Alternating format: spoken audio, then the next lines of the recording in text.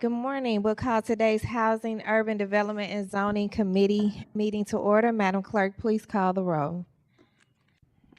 Alderman Cone. Present. Alderwoman Schweitzer. Present. Alderwoman Keys. Here. Vice Chair Sonier. Alderman Browning. Present. Alderman Aldridge. Chair Clerk Hubbard. Here. Vice Chair Sonier. Alderman Browning. We have 5 people All present. right. Have a quorum. Thank you. With that, I'll accept a motion to approve the minutes from Tuesday, February 3rd, 2026. So moved. Second. It was moved by Alderman Browning and seconded by Alderman Cone that we approve the minutes from Tuesday, February 3rd, 2026. Madam Clerk, please call the roll. Alderman Cone. Aye. Alderwoman Schweitzer. Aye. Alderwoman Keys. Aye. Vice Chair Sonier. Alderman Browning. Alderman Aldridge. Chair Clerk Hubbard. Aye. Vice Chair Sonier. Alderman Aldridge. We have 5 aye votes. All right. With that, we successfully approved the minutes. We'll move forward in the agenda. I'm going to yield my spot to Alderman Browning. You are recognized on Board Bill 147.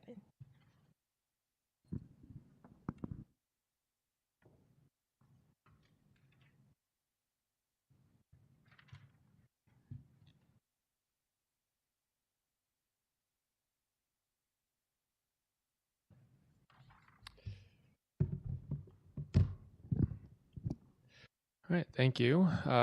So today I have in front of you Board Bill 147. This is a simple bill that's renewing the Central West End South SBD. And this is really something to send it to the ballot. I do have an amendment to this bill today. It should be in the drive. And I'm sorry, I'm having trouble connecting to the internet. But let me... Okay, I'm not seeing the amendment in the drive. Yes, I'm good. 1 second. I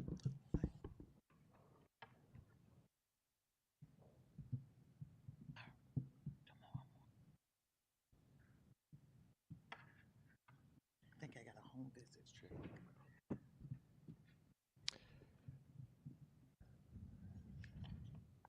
So we need to push this back to the August ballot is what the amendment is, and I'm trying to find this right now, but I might need a second. So if we could give me just a little bit of a break, I'll be right back.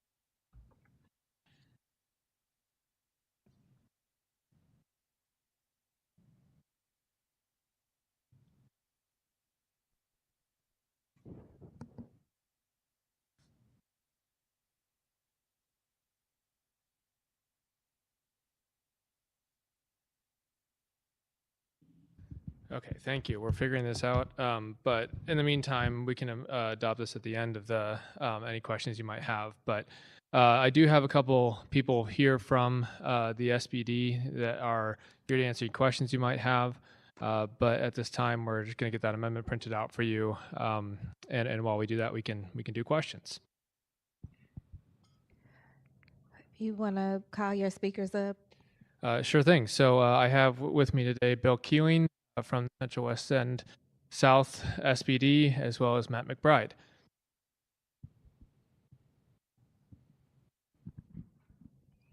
Thank you, Alderman. Mr. Keeling, you can raise your right hand, swear to tell the whole truth and nothing but the truth. I do. Please proceed. Madam Chairman, members of the committee, my name is Bill Keeling.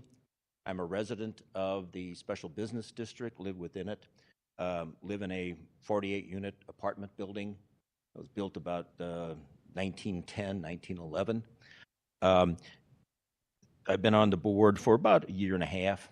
The problem that we have is really kind of a twofold issue. One part of the problem is that our revenues have been flat, and they've been flat for some time. And is the same struggle you all have with kind of flat revenues and rising costs, we have the same issue. What our SBD does, most of the money is spent on aspects of public safety. Now, that includes money to the Central West End Neighborhood Security Initiative for various cameras work. One of the things they also do is outreach to the unhoused in the neighborhood to try to identify those that need help or are having various, frankly, drug issues, which has become a kind of a larger problem that we have in the area. We also do beautification work. And the area where this is in is the south part of Euclid Avenue from basically the BJC complex north to Lindell. And it's an area of various little restaurant shops and things like that. And, you know, the beneficiaries of the district, certainly the residents who live around there are beneficiaries, but also it provides a lot of employment for people from throughout the city. They come from all over. And it also provides places for people from all over the city to go and have a nice breakfast at First Watch or have a nice lunch somewhere. So it's an amenity for the city, which raises, frankly, a lot of tax revenue for the city as a whole. So we have the one issue of the... Excuse me, could you speak into the mic a little more? Oh, certainly. Is this better? Okay. Sorry about that. We have the flat revenue. The other issue we have is an anomaly in the existing ordinance, and that is that our tax revenue is capped from any particular taxpayer at $7,000 a year. Now, we have some large properties within the district, so several of them have reached that cap. One of the concerns with the cap is a legal one, and that is we don't know for sure, and nobody does, but an argument can be made that the existence of that cap ends up establishing two different levels of taxation within the district. You have those who have the really big expensive thing are paying a lower rate than those who don't. And we are concerned about that. So the means of eliminating that is to put this back on the ballot. We'll pass it without the cap. The elimination of the cap will result in some additional revenue for us. We're not sure exactly how much. It may mean that we'll actually roll back the tax rate that we have because we'll be getting enough money because of the elimination of that cap. So that's basically what we do. I'm happy anyone might have. Did Mr. McBride want to say anything before we go to questions, or you just... Thank you. McBride, you swear to tell the whole truth and nothing but the truth? I do. Please proceed. Thank you. Thank you, Chairwoman and Commissioners. I echo what Mr. Keeling has stated, and I would just state that this current ordinance has been in effect since around 25 years, has been in effect for around 25 years, and it's time for us to revisit it for the reasons that have been identified by Mr. Keeling. Also, just to reiterate that the way that the ordinance is currently constructed is that it's top-heavy with requiring amounts to be spent in security in the amount of 80% of the revenues. This will create more flexibility for homeless outreach and other beautification, lighting, landscaping, and littering projects that the SBD board has, so that it can evolve with the needs of the community itself. If there are any questions, I don't want to take up the commission's time, but if there are any questions, I otherwise reiterate what Mr. Keeling said. Thank you so much. Thank you. Alderman Browning, did you want to go to see if there were any public speakers first, or you on the questions from the committee first? We can see if there's any public speakers first. Madam Clerk, is anyone signed up for Board Bill 147? I believe both speakers are. Mr. McBride, is that you? McBride? Yes. So both of them signed up. Okay. Yes. All right. All right, we'll go forward with questions. Alderman Cone? Thank you, Madam Chair. I don't have any questions. I've never known Mr. Keeling to have any problems, only solutions. So I'm grateful for you to come before us today with yet another solution. Thank you. Alderwoman Schweitzer, No questions, thank you. Alderwoman Keys, I don't have any questions. Thank you. Alderman Aldridge, No questions, thank you. Vice Chair Sanye. I'm going to break the trend. Thank you, Alderman Browning, for bringing this before us. I just had a question. I was searching for the most recent annual report, and I didn't see it. So I was just curious if that was near, or maybe I was looking in the wrong place. I turned it up. Sorry. Yeah, I don't maintain that, but I do have Bill's making his way back up here. He can certainly point to that. Respond to that. We've actually beefed up our accounting folks, and when that happened, it also delayed the final preparation of our 2025 annual report. We hope to have it in the next 2 weeks, so of that, and forward it to all the aldermen. Thank you. I also was able to kind of search the site and found out a lot of work about sort of the security efforts you all have for like disturbances and unhoused folks. I see like it looks like the goal of this is to remove the 80% cap. Do you have an idea of how much additional revenue that will allow you all, like are there any projections for what that would allow you all to bring in with the removal of that cap? We have some projections that it will increase our revenue by in the vicinity of $100,000 a year, which will be significant. But we may roll back our tax rate. So we as a board have not yet decided as to specifics. We don't want to spend the money before we have it. But you're saying that if you find that you're going to generate more revenue based off of this, then you might look into lowering the taxes on individuals. Exactly. And the one thing about it is, for example, the building I'm in, we will face more than a doubling of the tax rate that we're paying because of the elimination of the $7,000 a year cap.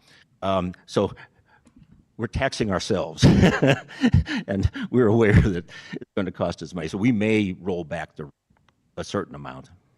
And do you have an idea of what you will use those intended projections on? Well, certainly there are some camera locations we would like to add. We'd like to beef up our trash collections. Do you know who's your vendor for your camera? I don't know.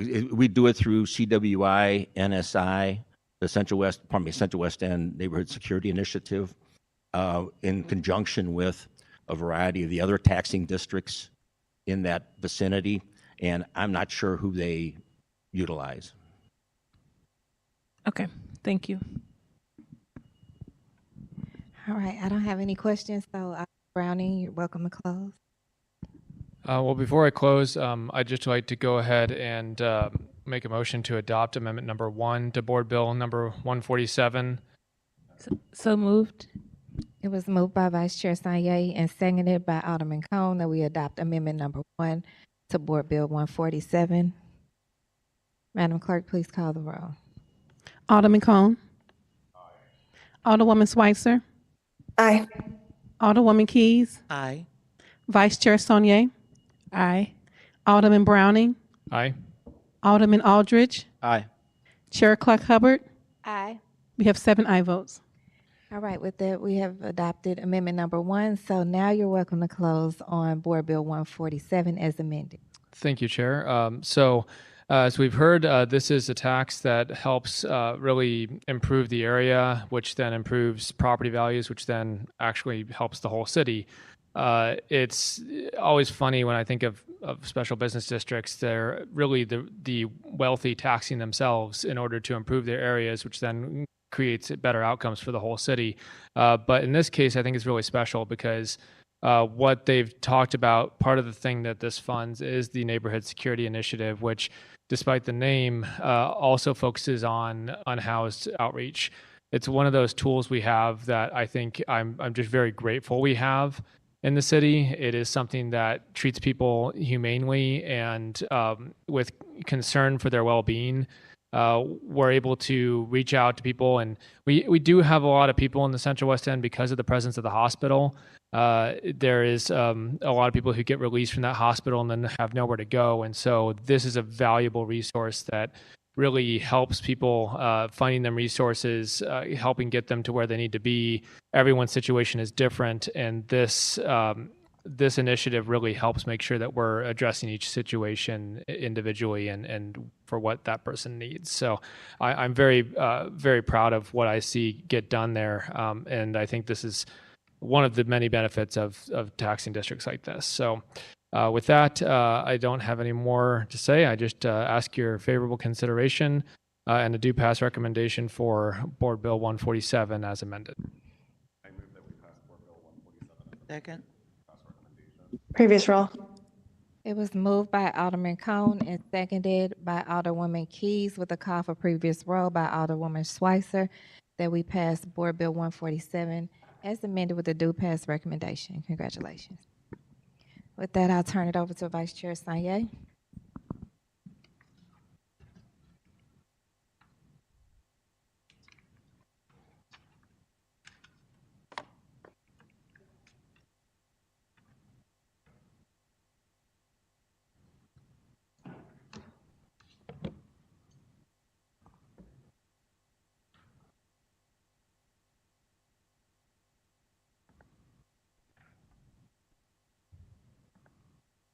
Thank you, Chairwoman Hubbard. You are to speak to Board Bill number 1.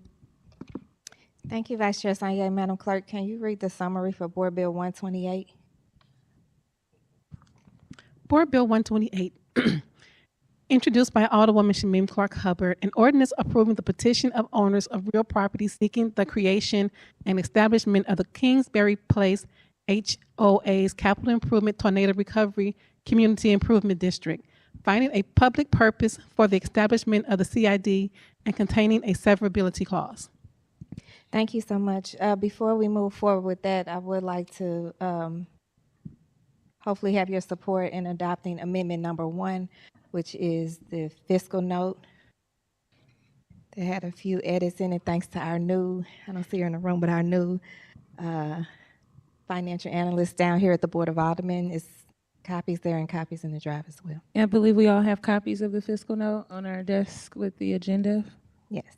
Alderwoman Sonia, could you speak up a little louder? I was just making sure we all knew we had copies of this fiscal note Okay. with the agenda. I make a motion that we adopt the fiscal note for Board Bill 128. Second. Madam Clerk, may you please call the roll? Previous roll. Hearing no objections, we've adopted Amendment 1. Thank you. So Board Bill now 128 as amended. I'm not going to talk long. I am a little emotional about this because of the work that I've seen and the work that I continue to see here on the ground in the 10th Ward for the past 270 days since this tornado, right? And we know that for some people, this was a photo shoot. They dropped out some things. They made a post. They talked about it a little bit. But for the people sitting behind me today and for the other constituents across the entire 10th Ward that got hit by this tornado, this is their life. They wake up with it and they go to sleep with it. And being in position to support my constituents this way and this unique tool that they are choosing to activate in collaboration with the work that's already been done and the work that will be done in the future. Again, it just... for me, it's given me some of the inspiration and the hope that I need to keep going in the work that we see here on the ground every day, again, since this tornado hit our areas. I'm going to close with some things that I want to personally say that I've witnessed from the constituency, from the neighbors here on the block. But before I do that, I will have my speakers come up and speak and then open. Madam Vice Chair, I would like to then open up for public comment and then move forward with questions from you all, if that's okay. So I'll first introduce Mr. Bill Danius. And for the record, my speakers are Bill Danius, Jamal Seward, the legendary Steve Stogel, and I also have with me Scott Riley, which is their legal counsel. Okay, Mr. Danius. Good morning. It's a pleasure to be here in front of you today. Thank you for the opportunity. We really appreciate it. And I'm standing in front of a group of neighbors. If you want to, I'm going to just have everyone who is going to be a speaker to raise their hands. And do you promise that what you're saying about is the truth and the whole truth? Thank you. Thank you. It's a pleasure to be in front of you all with this great group of neighbors. I think we have at least 10 households represented here. And Excuse me. keep your hands up if you're in favor of Excuse this me. petition. Could you say, I need your name for the record. Bill Donius, Thank you. number 8 Kingsbury Place, former banker, now community volunteer. And what's been really amazing about this process is, Shameen said, 270 days have elapsed since the tornado. So it's been our own little version of hell, honestly, in many ways. But the silver lining is seeing all of these people in back of me and everyone else come together.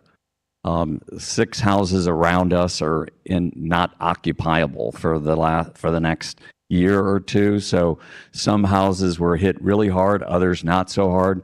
The street itself sustained major damage with the trees, the sidewalks, the curbs, the monuments. So we're basically in need of what appears to be now a 100-year reset.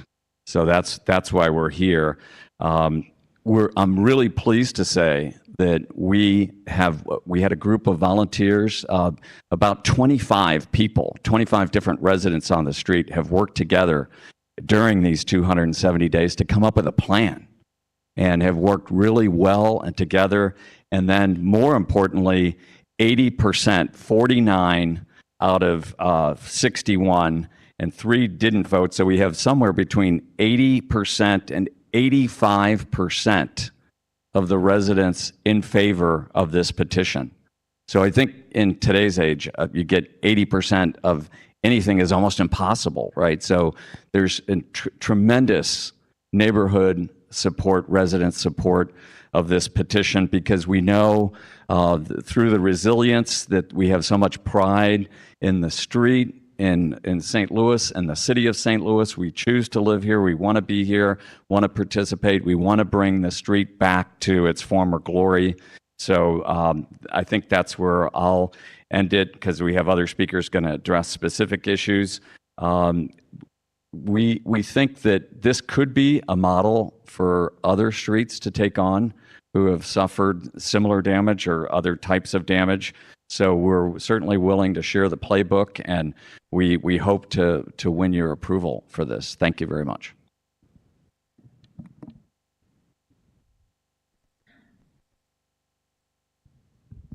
So apparently I'm next. Good morning. My name is Jamal Seward.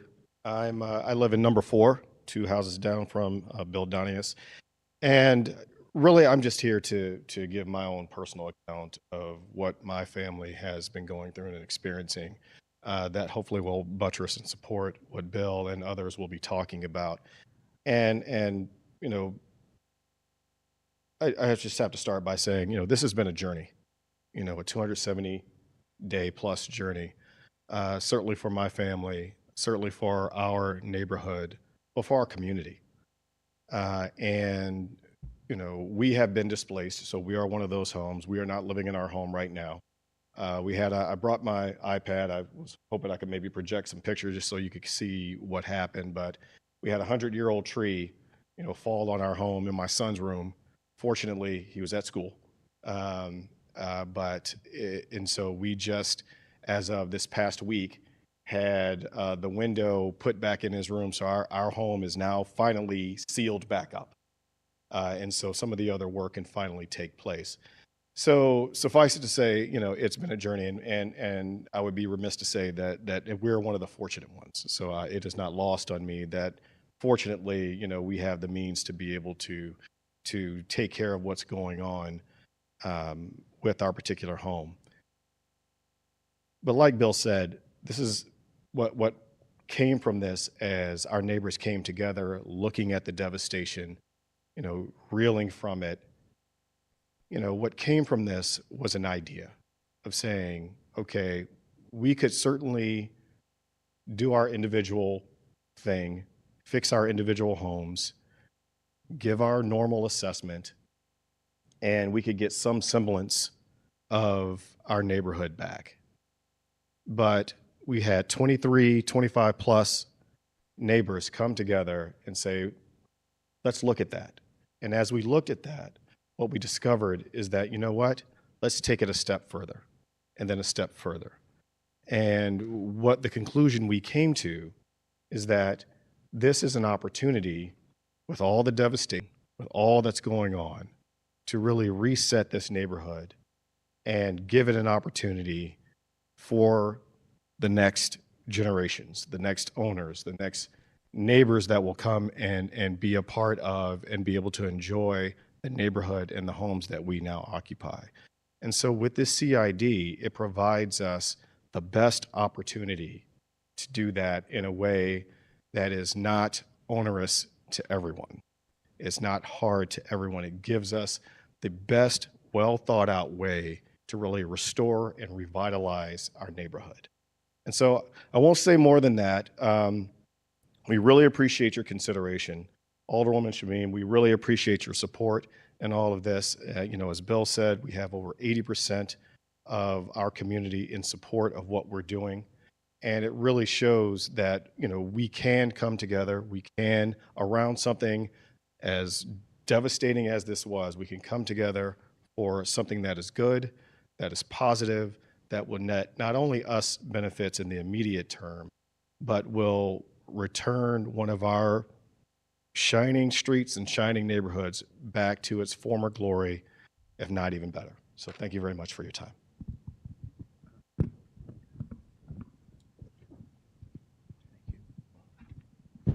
Good morning. My name is Steve Stogel, and I live at number 52 Kingsbury and have for 31 years. The most important part of this plan is we are not asking the city for any money for the tornado damage. The city's resources and the state resources have to go to other places than our street. So under Chapter 67 of the state law, we can self-assess ourselves.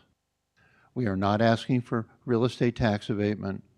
We are asking for permission to put liens on our houses in 3 tiers to self-assess the homes on a linear square foot basis or an assessed value basis, or just divided by 61. And we've arranged for 2 sources of financing, $4 million from a local bank and $2 million we'll be getting from an SBA loan designed for disaster relief from tornadoes. And we will self-assess the 61 homes with not to exceed $6 million construction. We will be a model for the rest of the community, as others have mentioned, because Tier 1 is we will rebuild our water and sewer system, which were built in 1902 and 1906. The useful life of concrete, of cast iron concrete, piping, I've learned is 75 years. If you have technical technical construction correction, Maren Ford's here, who's a neighbor at number 20 and works for Alvarez, who can explain this in exact detail. But so Tier 1 is water and sewer. Tier 2 is deferred maintenance because the road hasn't been fixed in a very long time, and curbs and gutters and sidewalks are askew.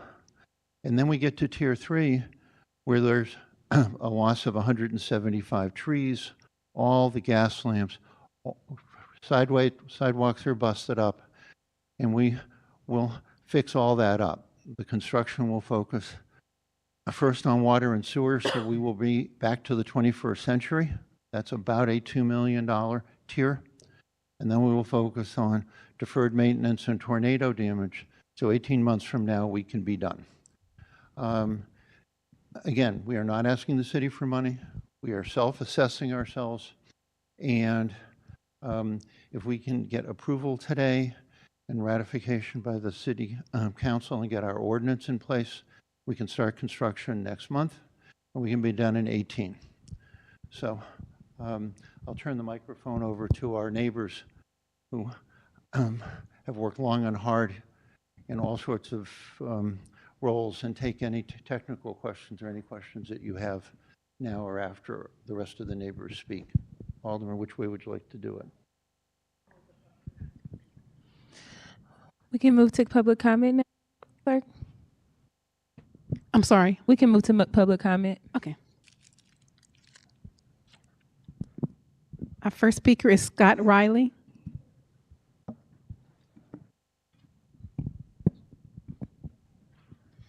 Hello, my name is Scott Riley. I'm legal counsel to the neighborhood in the effort to form the SID. I don't have a public comment. I was just going to make myself available later for any questions from the committee. Thank you. We'll go through the committee in order of seniority after we get through public comment. I have more speakers. Yeah, after we get Marion, comment. Marine, I can't pronounce the last name, M-A-R-E-N. She's okay. She said she's here for question. Okay. So when we call your name, Hannah, if you didn't want to speak right now, you just wave, and then we'll move to the next person. No pressure. Joseph Perez, Margaret McDonald, Miss Gray, Susan Tucker, Hannah. They're all good. Okay. Is anyone else in the room that didn't get a chance to sign up but would like to speak on Board Bill 128 as amended? All right.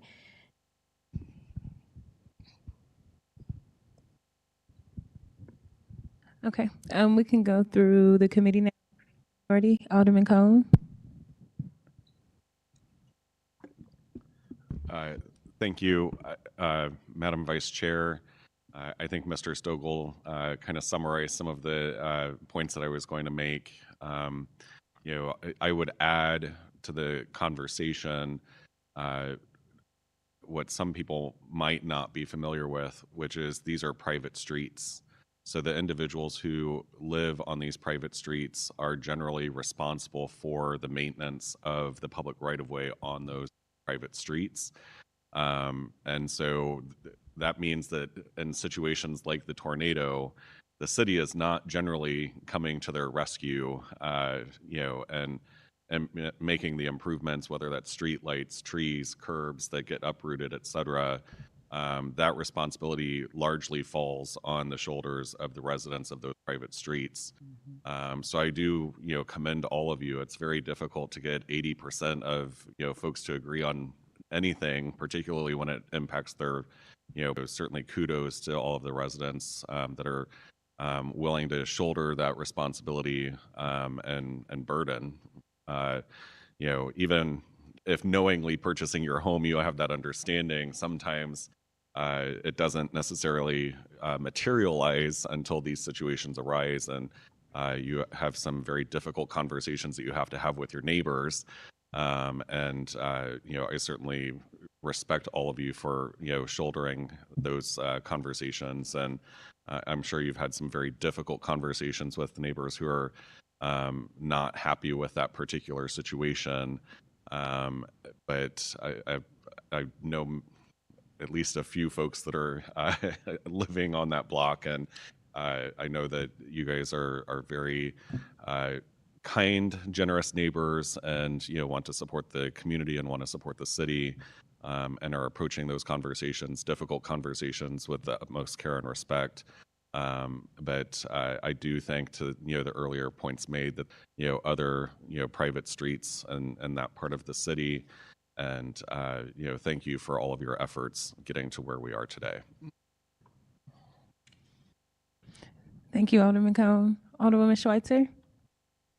Thank you. I appreciate the bill and the conversation that I had with the sponsor of the bill. I also think that it's really important to acknowledge the sponsor of the bill, Alderwoman Clark Hubbard, for all that she's done. I see her out there every day, working with her community and talking with her community and being there for her community, always, but especially now. So thank you for bringing this bill forward and having this tough conversation because, while 80% is a lot of the people, a serious majority, it is not everyone. So I know what conversations can be like when not everyone's on the same page, and then you have to navigate that and still come in front of the committee hearing and talk about what the bill is and what's going on. So I appreciate that, and all of the folks who are being so thoughtful about getting these improvements made to their street. Thank you for being here today, and happy to support.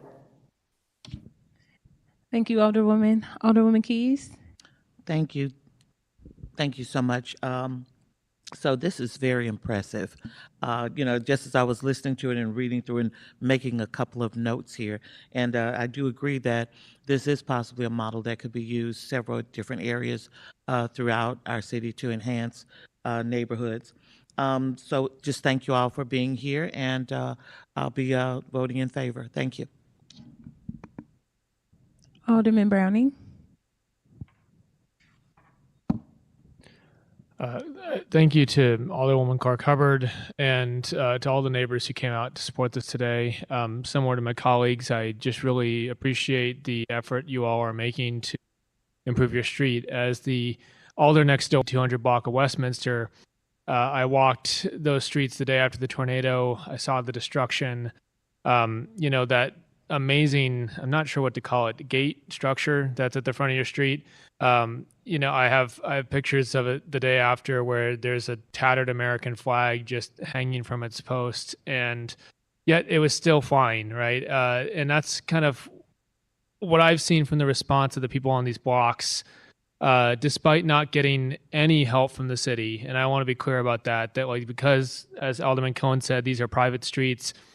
I know that Alderwoman Clark Hubbard and I worked to see what was possible, but the city has not been able to help on these streets. And so you're doing what you can to make sure that those resources that the city has can go elsewhere to where the need is greater. And I think that it's really a reflective of this moment we're in our city where we all recognize the need for our entire city to recover from the tornado.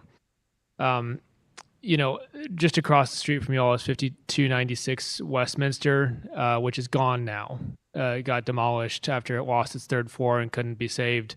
And I think that while we're going to lose a couple of the homes on these streets, I really hope that we can see a day where we look back and we think of this as a bad dream, where we have trees growing again, where we have the sidewalks replaced and everything repaired. And I know that we're going to look on our streets with, I think, more pride after we've rebuilt, because we know that we've put the effort into rebuilding them.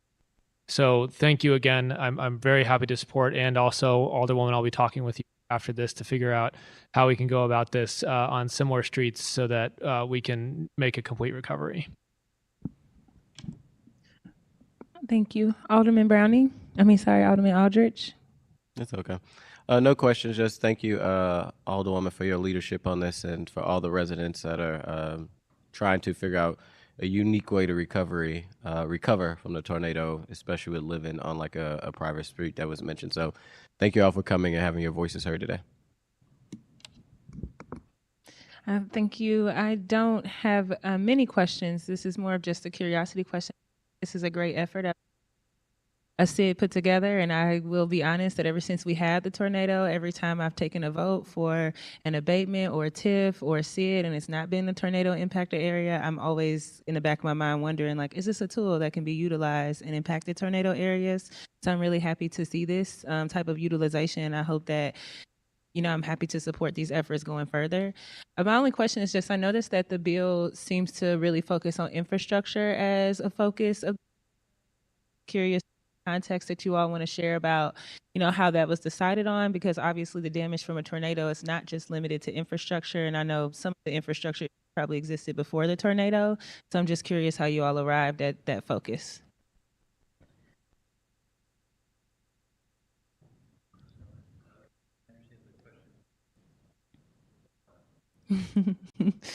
Hi, thank you, Alderwoman. I understand the question is, why did we focus on infrastructure? Yeah, just infrastructure, knowing that, obviously issues predate the, obviously there's a lot of damage and covered post tornado. So just for curiosity's sake, I was curious about how you all landed at infrastructure as the focus. As May 16th was a very tough day on our street. 175 trees were down. People had damage to homes. Some were so uninhabitable. I think 4 or 5 of our neighbors are still not on the street. When, for the years before, we could count on a water break in front of our house. Once a year, we could count on a water break. Happened to in front of our house. Happened across the street last summer, the summer before, from our house.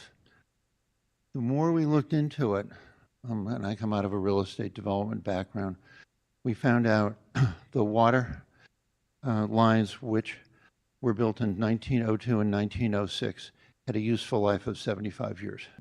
We found the main sewer was brick, which runs down the middle of our parkway, which is only 1/4 lined, and you just hesitate to you shudder if you have to think about a broken main sewer line.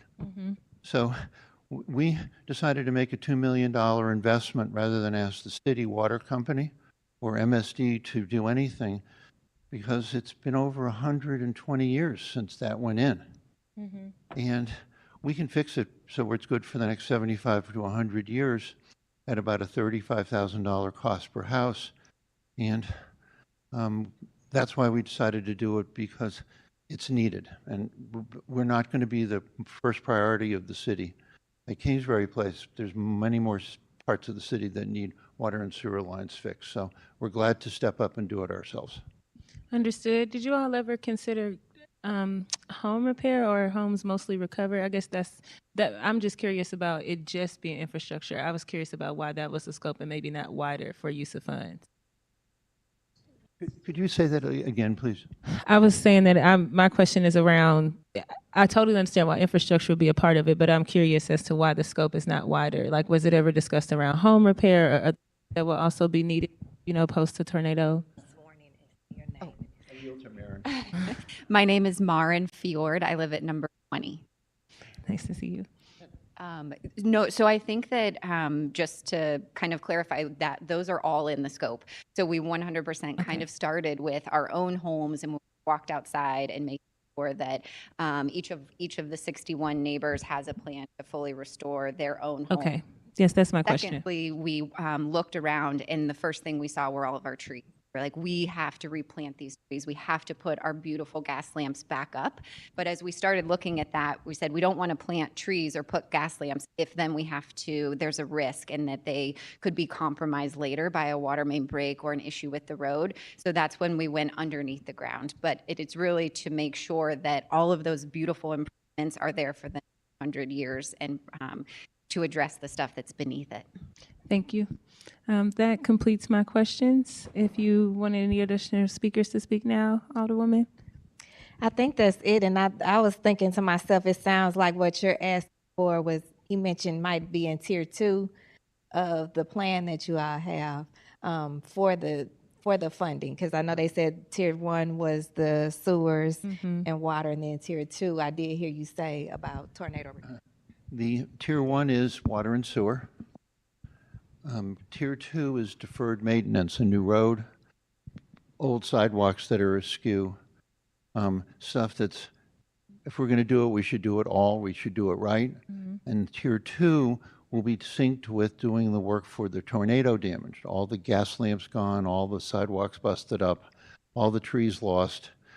So we have an integrated, uniform mile loop, once again, that's restored, and I'll echo that, for the next 100 years.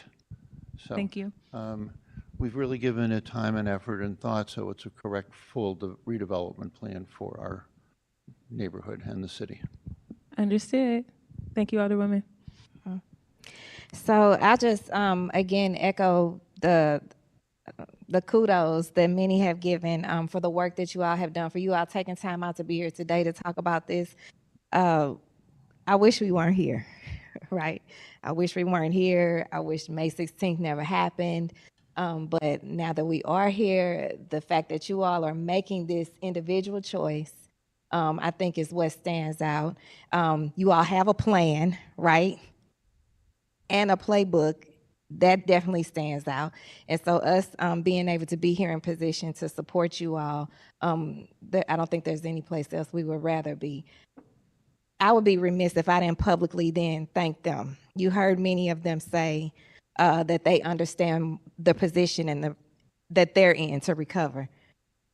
But last month in December, while others were celebrating comfortably in their homes for the holidays, or you had people like them that are going through recovery not in their homes for the holidays, they, on this block, chose, through Chris Williams, one of my school classmates at Clayton High School, to choose and devote and dedicate their holiday party to not Kingsbury Place, but to their neighbors northeast in Academy Sherman Park neighborhood through the work that Allie Rand and Carol and others are doing collectively. All of these things are self-deployed, self-activated. We talk about this all the time.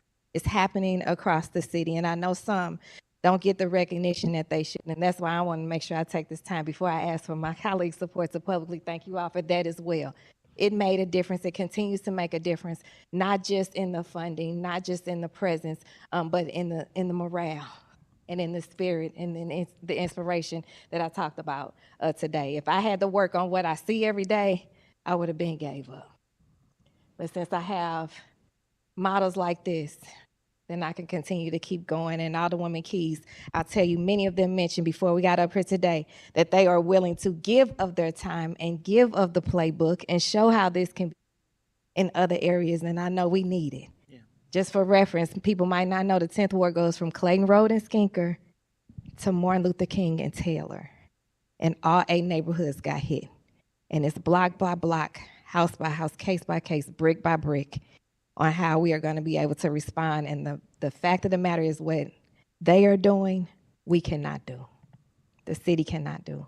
So this is our positioning and our opportunity to support them in something that they have self-deployed, self-chosen to do. So with that, I'm asking for your favorable consideration and due pass recommendation for Board Bill 128. I will accept a motion to pass. Pass Board Bill 128 out of committee with a due pass recommendation. Previous row. Hearing no objections, congratulations, Chairwoman. You have passed Board Bill 120. I'm sorry, who seconded the motion? Seconded by Alderwoman Keys. Happy birthday, Mr. Stogel.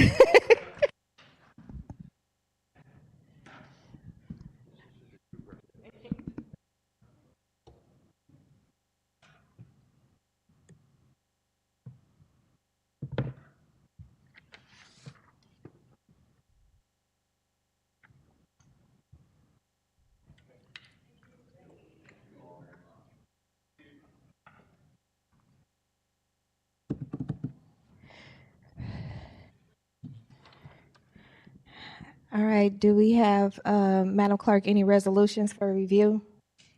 We have none. Any committee discussions? We have none. Is there any written testimony? We have one written testimony in opposition of Board Bill 128.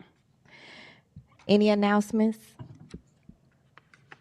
I'll make the announcement since we're on this that the Mayor Spencer's STL Recovery Office, STL Recovers, has extended the deadline to apply for a personal property assistance program to February 28th.